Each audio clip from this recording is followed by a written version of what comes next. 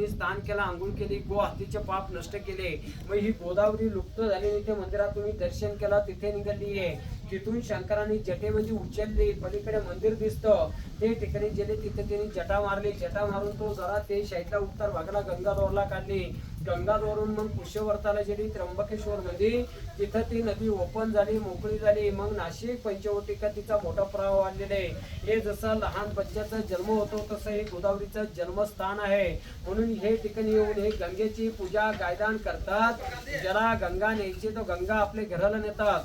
परंतु हे जेव्हा ठिकाणी म्हटलेले, जो करीला ब्रह्मगिरी तया नाही यमपुरी, वाचे म्हणता गंगा गंगा सकल दोष जातील भंगा. ते हे गंगेचं दर्शन आहे. खाली आपण गंगेचं जरी दर्शन घेतलं तरी आपले अनेक पातक नष्ट होतात. असं हे शास्त्राने पोथी पुराणामध्ये निवडलेलं असं हे गंगेचं इतिहास आहे. आला का सर्वांच्या लक्षामध्ये? आता सर्वांनी हात पुढे करा, ठेवा हातांमध्ये, करा हात पुढे, करा हात पुढे, करा हात पुढे, करा हात पुढे.